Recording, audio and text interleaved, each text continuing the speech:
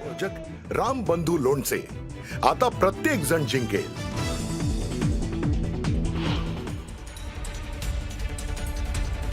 नगरपालिका निवडणुकीत भाजपचं निर्विवाद वर्चस्व कायम. भाजपनं जिंकल्यास सर्वाधिक जागा. नगर परिषद आणि नगरपंचायत निवडणुकीत महायुतीचा डंका.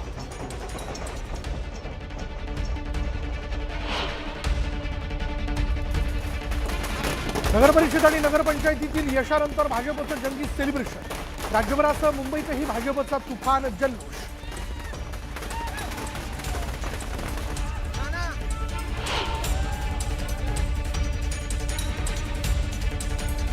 देवेंद्र फडणवीसांनी केलेल्या मेहनतीचं हे फळ. आमच्यासारख्या कार्यकर्त्यांचा फडणवीसांना सलाम. निवडणुकीतील यशानंतर भाजप प्रदेशाध्यक्ष रवींद्र चव्हाणांकडून फडणवीसांचं कौतुक.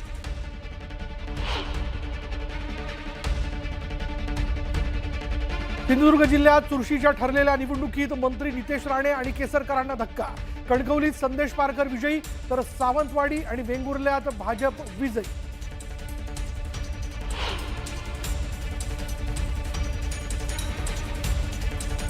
सांगलीतल्या अत्यंत प्रतिष्ठेच्या ठरलेल्या निवडणुकीत ईश्वरपूरचा गड जयंत पाटलांनी राखला.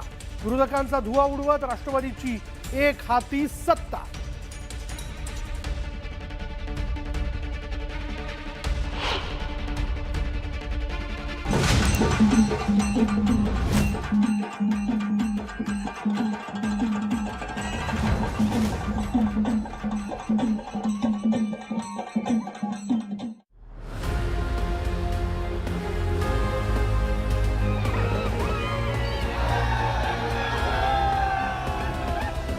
माझ्या गावातल्या लोकांनी माझ्यावर विश्वास टाकून हा विजय मला दिलेला आहे.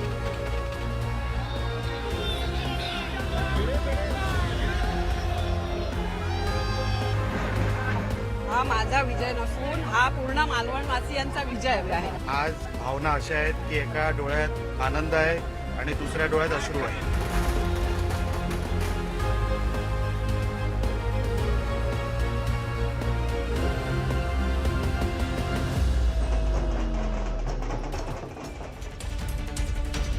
म्हणजे आज सकाळी 7 वाजल्यापासून न्यूज 18 लोकमतच्या माध्यमातून आपण राज्यातल्या नगरपंचायत आणि नगर परिषदांचा जो काही निकाल त्यातली इत्यंभूत आकडेवारी याचा अपडेट आम्ही आपल्यापर्यंत पोहोचवतोय. आपण बघताय आत्ता या क्षणापर्यंत जर आपण लक्षात घेतलं तर पुन्हा एकदा या स्थानिक स्वराज्य संस्थांच्या निवडणुकीत भाजपनं मुसंडी घेतली आहे, मुसंडी मारली आहे. भाजप हा पक्ष आघाडीवर दिसतोय. खालोखाल अर्धशतक जे आहे ते एकनाथ शिंदेंच्या शिवसेनेने पार केलेलं आहे आणि त्या खालोखाल राष्ट्रवादी काँग्रेस अजित पवार गट जो तो या ठिकाणी दिसून येतोय. आणखीनही काही या संदर्भातला अपडेट आपण अशाच पद्धतीने जाणून घेणार आहोत. नगराध्यक्षपदाच्या बाबतीत जर बोलायचं झालं तर भाजपने केव्हाच 100चा आकडा जो आहे तो पार केलेला आहे. आता तो आकडा जो आहे तो 135च्या पुढेही जातोय की काय किंवा तो जाऊन पोहोचलेलाही असणार. तर त्याचबरोबर एकनाथ शिंदे गटाने 50शी देखील केव्हाच पार केलेली आहे. त्यांचा आकडा देखील जर आपण लक्षात घेतला तर तो 55 पर्यंत जाऊन पोहोचलाय.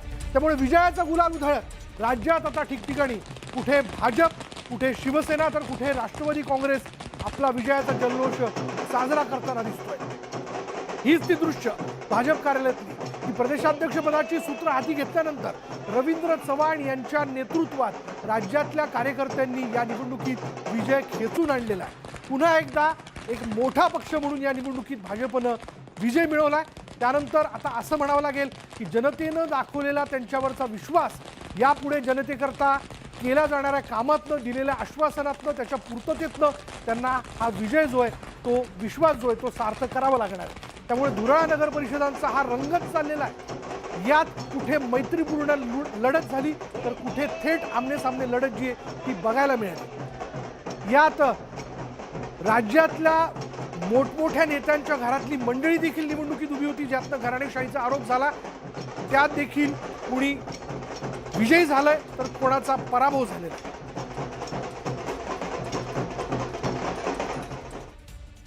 भारतीय जनता पार्टीच्या सर्व महाराष्ट्रातील असणारे सर्व मंत्री असतील, सर्व कार्यकर्ते, पदाधिकारी, बूथवरचा सर्व कार्यकर्ता आणि पदाधिकारी यांनी ही बूथवरती लढलेली निवडणूक आहे. त्यामुळे या बूथवरच्या निवडणुकीमध्ये हा जो विजय भारतीय जनता पार्टीला, भारतीय जनता पार्टीच्या असणाऱ्या पक्षाला आम्हाला मिळाला, त्याचं श्रेय कार्यकर्त्यांना आणि जनतेला आहे. विरोधक वेगवेगळ्या पद्धतीने टीका करत होते. आदरणीय उद्धवजी तर असंही म्हणाले की मला महाराष्ट्राच्या जनतेला देण्यासारखं काहीच नाही. हो, बरोबर आहे, त्यांना महाराष्ट्रातील जनतेला देण्यासारखं काहीच नाही आणि म्हणून जनतेने सुद्धा ठरवलं की त्यांना देण्यासारखं काहीच नाही, म्हणून 2 आकडी सुद्धा ते पोहोचू शकले नाही. आज विजयाचा जल्लोषाचा दिवस आहे. मी आधी सांगितलं होतं की महाराष्ट्रामध्ये माननीय पंतप्रधान मोदींचं सरकार, देवेंद्र फडणवीसचं सरकार, डबल इंजिन सरकार हेच महाराष्ट्राचा विकास करू शकते आणि म्हणूनच जनतेला महायुतीला पसंती दिली आहे आणि 2/3 बहुमताने महायुती जिंकेल. भाजपा 135च्या वर जिंकेल. महाविकास आघाडीचे सर्व जेवढ्या त्यांनी अपेक्षित केलं त्यांना यश मिळणार नाही, कारण जनता विकासाच्या मागे उभी आहे, जनता देवेंद्रजीच्या मागे उभी आहे, जनता आमच्या सरकारच्या मागे उभी आहे. विकसित महाराष्ट्रासोबत विकसित नगरपालिका, महानगरपालिका व्हावी असा जनतेचं मत आहे आणि म्हणून मला असं वाटतं की आजचा विजय हा विदर्भातला असो, मराठवाड्यातला असो की पूर्ण महाराष्ट्रातला हा विजय फार मोठा विजय आहे. तर खऱ्या अर्थाने काँग्रेस पार्टी ही आमची परंपरागत विरोधक आहे. काँग्रेस पार्टी ही 5व्या-6व्या नंबरवर चालली आहे. त्यांना आत्मपरीक्षणाची गरज आहे. त्यांना त्या ठिकाणी त्यांचे कार्यकर्ते त्यांना सोडून चालले आहे. खरं तर आज अभिनंदनाचा आणि विजयाचा दिवस आहे. नागपूर जिल्ह्यामध्ये 27 पैकी जवळपास 22 सीटवर भारतीय जनता पार्टी आता पुढे आहे. आणि काँग्रेसला फक्त एकच आता जागा मिळालेली आहे सध्या मोहप्याची. बाकी काँग्रेस ही कुठंच नाही आहे आणि त्यामुळे मला असं वाटतं की हा मोठा विजय नागपूर जिल्ह्याच्या इतिहासातही भाजपचा होतो आहे. तर त्यांना खरं तर मी आधीच सांगितलं, विधानसभेच्या निवडणुकीच्या वेळी सांगितलं होतं की त्यांनी आत्मपरीक्षण करायची गरज आहे. सकाळी उठून जे सकाळी 9 वाजता टीका टिप्पणी करण्यात येतं आमच्या पक्षावर, सरकारवर आणि देवेंद्रजीवर, जनता ही मतदानातूनच त्या ठिकाणी दाखवून देते जनता कोणाच्या मागे उभी आहे. याने किती त्या ठिकाणी देवेंद्रजीला किंवा आमच्या सरकारच्या लोकांना या ठिकाणी टीका करण्याचा प्रयत्न केला, पण जनता ही विकासाच्या मागे उभी आहे. विकसित मुंबई, विकसित नागपूर, विकसित नाशिक, पुढच्या काळात तर अजून या ठिकाणी चांगलं यश महानगरपालिकेत मिळेल.